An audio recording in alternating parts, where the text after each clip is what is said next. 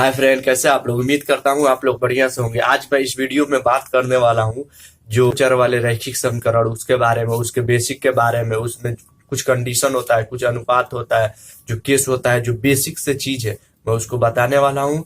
और आप अगर उसको एक बार कर लेते हैं तो मेक श्योर आप कोई भी यूनिट से क्वेश्चन आए तो आप आसानी से कर सकते हैं। तो चलिए देखते हैं, वीडियो को स्टार्ट करते हैं। दो चर वाले रैखिक समीकरण, इसको इंग्लिश में क्या कहते हैं? Pair of linear equation.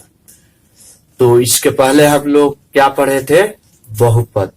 बहुपद आप लोग को पता है किसे कहते हैं, और इसमें आपको समीकरण भी जो होता बहुपद कितने टाइप को होता है वो भी आप लोग को पता हो गया है। तो आज हम लोग देखेंगे दो चर वाले रैखिक समीकरण किसे कहते हैं। तो सबसे पहले चीज आप लोग को ये देखना पड़ेगा कि समीकरण किसे कहते हैं। तो हम लोग को पता है बहुपद क्या होता है। बहुपद एक्स स्क्वायर हो गया प्लस में आपका एक्स प्लस 4, ये हो गया। इसके पहले क्या है? कुछ भी नहीं। हमारा समीकरण इसी के जगह पे अगर एक्स प्लस 4 इक्वल टू 0 लिख देते हैं, या x square plus x equal to 4, तो ये हमारा क्या हो गया? समीकरण हो गया। समीकरण क्या होता है? जिसके बीच में आपको 0 बराबर लगा हो, और आपको या तो अचर वाला उस साइड हो या बराबर के उस साइड कोई भी अंक हो सकता है। ऐसे भी हो सकता है आपका x plus 4 equal to x हो सकता है, यानी बराबर के उस साइड भी आपका क्या होना चाहिए? समीकरण में आपका कोई चर अचर होना चाहिए। तो उम्मीद करता हूं आप लोग को पता चला होगा कि क्या समीकरण किसे कहते हैं।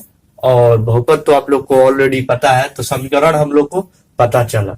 अब दूसरा चीज देखेंगे, दो चर वाला रैखिक समीकरण, यानी दो चर वाला जो रैखिक समीकरण है, दो चर वाले रैखिक समीकरण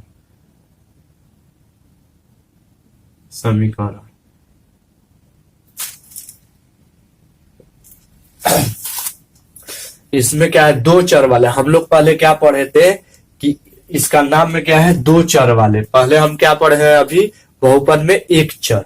एक चर का मतलब है, चर आप लोग को पता है एक्स वाई जेड कुछ भी हो सकता है। पहले हमारा क्या मिलता था? एक्स स्क्वायर एक्स प्लस, यानी जो चर होता था एक्स प्लस 6 हो गया इधर। तो पहले चर क्या होता था? एक रहता था, ठीक है। और रैखिक समीकरण का मतलब जिसका पावर एक हो। आप लोगों को पता है कि रैखिक किसे कहते हैं? जिसका पावर एक है। तो दो चर वाला समीकरण क्या होगा हमारा? यहाँ पे दो चर होगा। दो चर का मतलब क्या है? आपका एक्स प्लस वाई या एक्स प्लस जेड या एस प्लस टी, कुछ भी हो सकता है। यानी जिसका चर दो हो। चर दो है कि मतलब क्या हुआ? वह समीकरण जिसमें दो चर हो, अलग अलग चर हो। चर आप लोगों को पता है X Y Z A B C D का कोई भी डिजिट आप ले सकते हैं। इस जगह पे यहाँ एक्स वाई है, एक्स जेड है, एस टी है, आप इसके जगह पे कुछ भी ले सकते हैं। तो इसमें क्या होता है? दो चर होता है। पहला कंडीशन ये हो गया। और वो भी क्या होता है? रैखिक समीकरण। रैखिक मतलब जिसका पावर एक एक हो, दो ना हो, तीन ना हो। आप लोग को पता होगा कि रैखिक बहुपद किसे कहते हैं। तो सेम वही चीज है। आप यहाँ रैखिक समीकरण का बात है। पहले हम लोग क्या पढ़े थे? बहुपद में क्या होता था? दीर्घात समीकरण बहुपद भी था, त्रिघात भी था, और एक चर भी था। तो हमारे यहाँ क्या करना है? एक चर वाले को क्या कहते हैं? रैखिक समीकरण। तो आप लोग को दो चर पता चला, फिर रैखिक समीकरण पता चला। तो जो दो चर वाले रैखिक समीकरण होता है, उसका हम लोग का जो जनरल फॉर्म होता है वो क्या होता है? ऐसे रहता है, एक्स प्लस वाई प्लस 9, फिर यहाँ एक्स माइनस 2x आप ले सकते हैं, कुछ भी ले सकते हैं, कोई भी इधर गुना हो जाएगा। जो अचर होता है वो चर पे कोई भी अचर गुणा हो सकता है। यहाँ 10 हो गया। अब देखिए एक ये दो समीकरण, इसमें क्या होता है, दो समीकरण बनता है।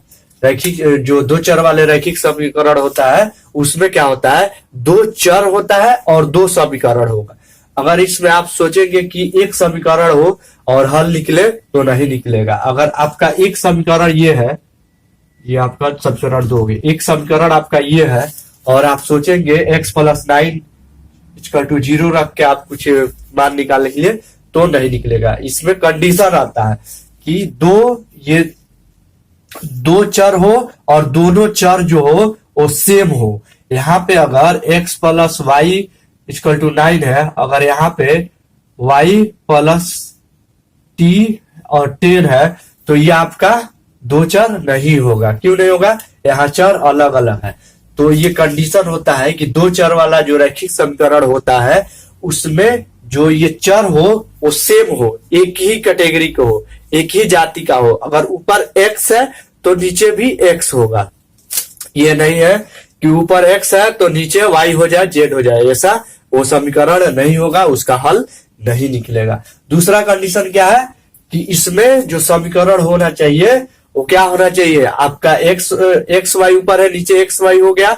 फिर आपको ये होना चाहिए कि दोनों समीकरण का मतलब ये दो समीकरण होना जरूरी है। अगर आप सोचेंगे एक समीकरण हो तो नहीं। अगर आपका ऊपर ये है x + y है 9 है तो यहाँ पे अगर सिर्फ अगर x + 10 अगर लिखते हैं या x = 10 लिख देते हैं तो ये समीकरण का हल नहीं होगा। तो जो दो चर वाले समीकरण होते हैं रैखिक समीकरण, उसका यही कंडीशन है पहचाने की, जिसमें दो चर हो, दो समीकरण होना जरूरी है। अगर एक समीकरण मिलता है तो नहीं होगा। तो हम लोग इसका देखेंगे कि जो जनरल समीकरण होता है, इसका जनरल जो फॉर्म होता है, जनरल में दो चर वाले समीकरण होता है, वो भी हम लोग आगे देखेंगे। आप लोग को उम्मीद करता हूं दो चर वाले समीकरण पता चल गया होगा कि दो चर वाले रैखिक समीकरण किसे कहते हैं। अगर मान लीजिए दो चर है x² + y = 10 और यहाँ x + y 2y 6, तो ये हमारा समीकरण नहीं होगा। ये जो समीकरण है दो चर वाले समीकरण नहीं होगा क्योंकि यहाँ स्क्वायर है, ये भी ध्यान देना है। अगर कोई x + y 6 और आपको एक में स्क्वायर दे रहा है और दूसरे में y 9 है इक्वल में, ये भी समीकरण नहीं होगा। तो आप लोग को उम्मीद करता हूं कि समझ में आया होगा दो चर वाले समीकरण। अब इसका जनरल फॉर्म का बात करते हैं। जनरल फॉर्म कौन सा होता है इसका वो देखेंगे। तो सबसे पहले चीज जो जनरल फॉर्म होता है वो होता है ax +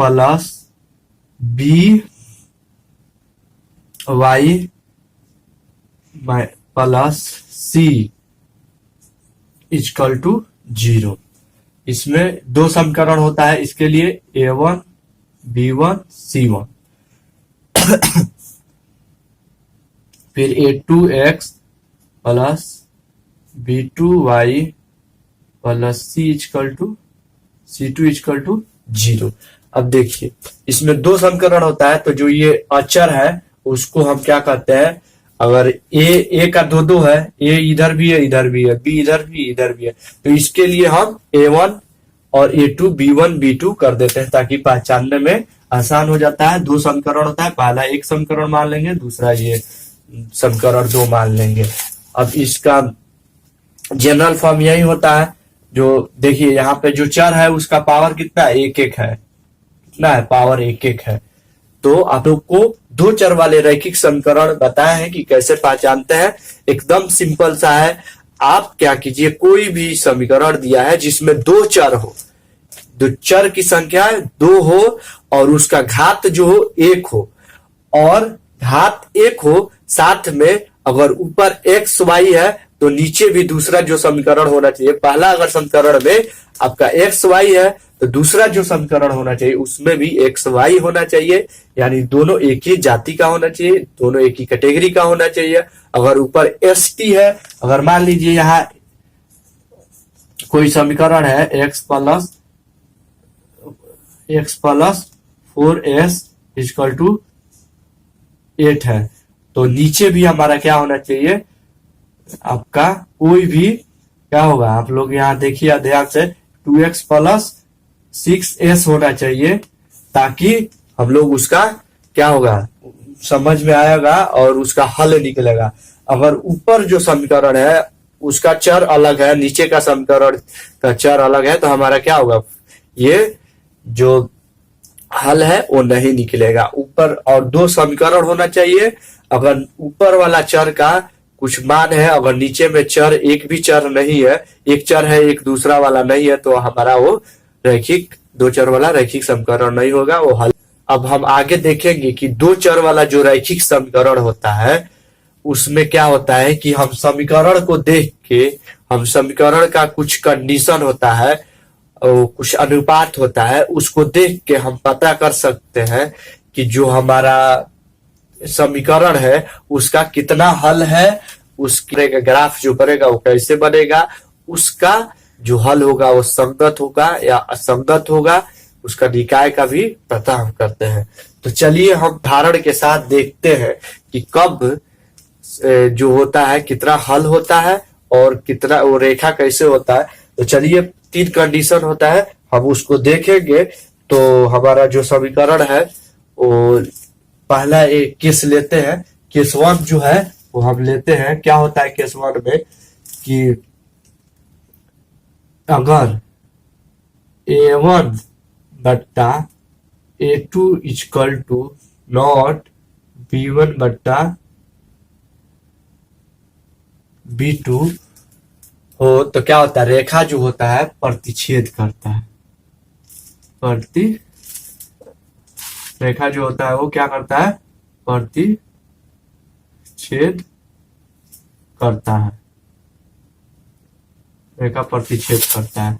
इसका हल की संख्या जो होता है केवल एक हल होता है, एक हल होता है। और निकाय जो होता है यानी इसका संगत होता है।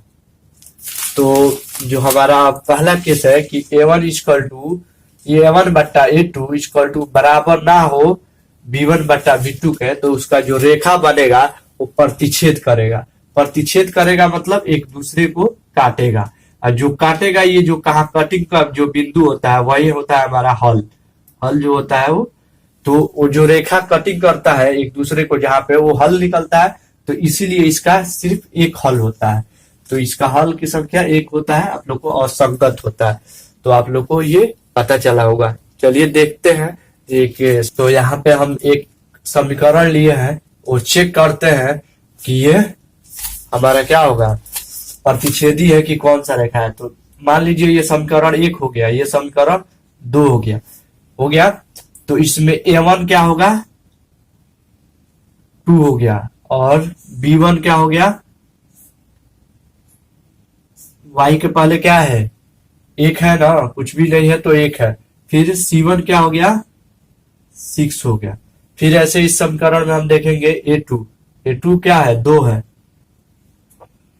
फिर आपका B2 क्या है, 3 है, और C क्या है, 3 है।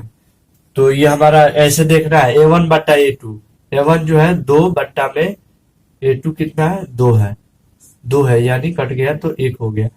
फिर हमारा B1 कितना है, 1 बट्टा 3। तो हमारा यहाँ पे देख लेंगे 1 बट्टा 1 है और 1 बट्टा 3 है, तो ये दोनों बराबर नहीं है ना, यहाँ 1 भी लिख सकते हैं, मुश्किल नहीं है। ये बराबर नहीं है तो इसके बाद हम नहीं देखेंगे, तो ये बराबर नहीं है, तो यहाँ हम लोग को क्या मिला, एक ही हल मिला। ये रेखा जो है प्रतिच्छेद कर रही है, एक हल है, और ये जो इसका निकाय होगा वो शांत होगा। तो पहला जो हमारा केस है वो समझ में आया कि कैसे हम लोग पता करते हैं। ऐसे से हम दूसरा देखेंगे। दूसरा भी हमारा जो है वो क्या होता है, ऐसे दूसरा केस देखेंगे, वो कौन सा केस होता है। तो मान लीजिए दूसरा केस देखेंगे, केस नंबर हम दूसरा देखेंगे। ये जो केस है वो सेकेंड है। अब इसमें क्या देखेंगे, A1 आप लोग को पता है A1 क्या हुआ, 1 और B1 2 और C1 -3। माइनस आप लोग को भी माइनस प्लस देखना पड़ेगा, नहीं तो गलती हो जाएगा, आप गलत कर देंगे। यहाँ पे माइनस प्लस देखना पड़ेगा आपको। B1 क्या A2 क्या है, 2 है। B2 क्या है, 2 है। और C2 क्या है, प्लस का 4 है, यानी ये प्लस है। तो अब इसमें भी हम देखेंगे A1 बटा A2। A1 बटा A2 क्या हुआ, A1 बटा A2 ये हमारा है ना, क्या हुआ 1/2। फिर हमारा B1 बटा B2 क्या है, यहाँ पे 2/2 है, 1/2 है। और यहाँ पे 4 होगा, हमारा जो B2 होगा 4 होगा। फिर हमारा B2 हम क्या लेंगे, 2/4। फिर हमारा फिर चेक करेंगे C1 बटा C2 -3/4। तो इसमें हम देखेंगे 1/2 है, ये भी क्या है 1/2 हो जाएगा। तो हमारा A1 बटा A2 बराबर 1/2 ये भी है, और ये भी 1/2 है। आपको दिख रहा है यहाँ पे जो हमारा है A1 बटा A2 1/2 है, B1 बटा B2 1/2 है, C1 बटा C2 -3/4 है। तो हमारा ये दो तो मिल रहा है, A1 बटा A2 1/2 है, और B1 बटा B2 जो है वो भी 1/2 है। लेकिन हमारा जो C1 बटा C2 है वो -3/4 है, यानी ये बराबर नहीं है C1 बटा C2। तो हमारा ये क्या हो गया, दूसरा केस मिला। दूसरा केस क्या मिला, A1 बटा A2 बराबर B1 बटा B2 बराबर नहीं है C1 बटा C2। तो हमारा ये जो रेखा होता है वो क्या होता है, समानांतर होता है। समानांतर होगा तो समानांतर आप लोग को पता है क्या होता है, रेखा समानांतर होगा तो यहाँ पे लिखेंगे सर रेखा।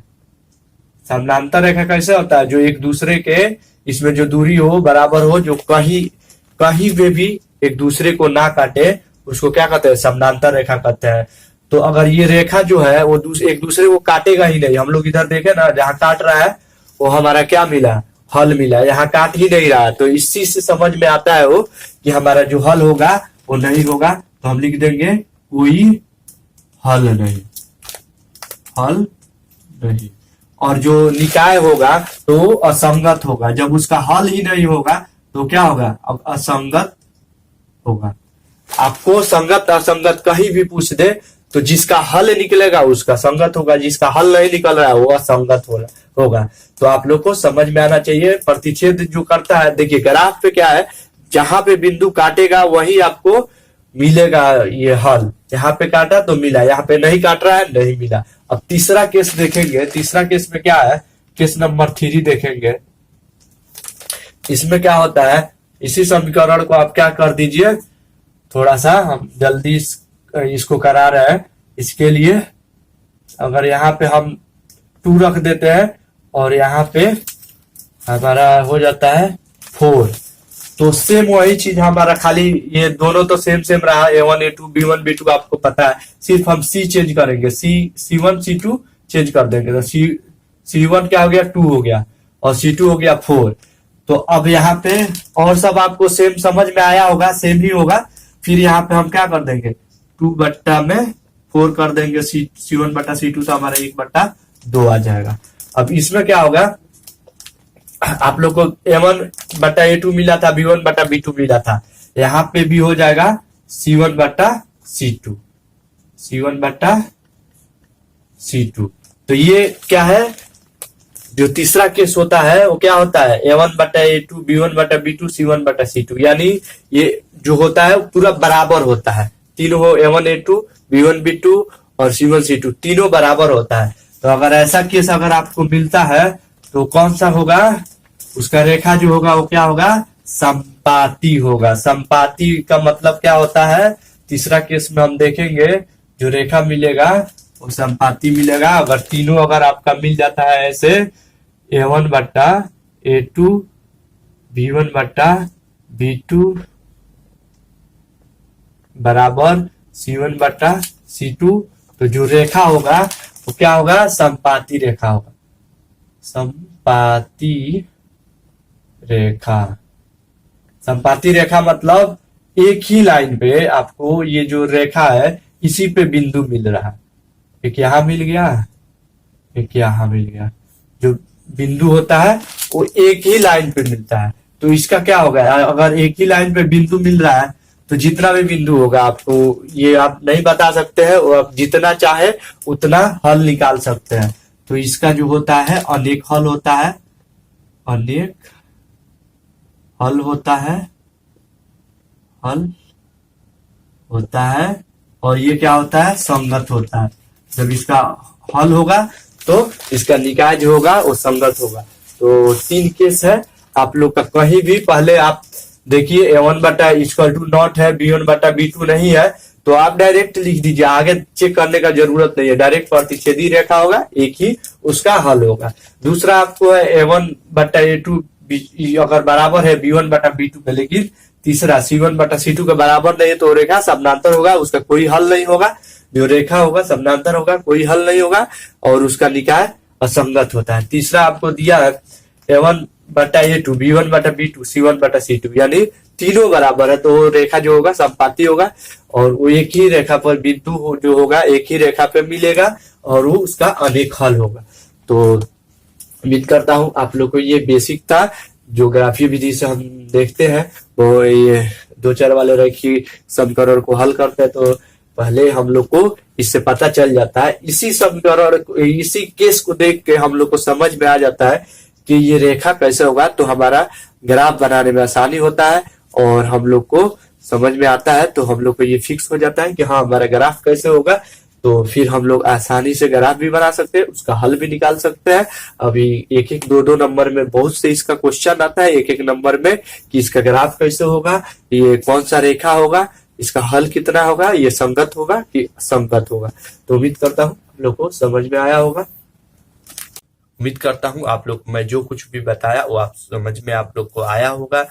तो आपको कहीं भी डाउट है तो प्लीज कमेंट कीजिए, वीडियो को लाइक से सब्सक्राइब कीजिए, ताकि मैं इसका नेक्स्ट पार्ट जो ऑब्जेक्टिव है वो लेके आने वाला हूँ, बताने वाला हूँ। जो इम्पोर्टेंट क्वेश्चन होता है उसमें ऑब्जेक्टिव का, तो प्लीज वीडियो को सब्सक्राइब करना ना भूलें। Thank you for watching.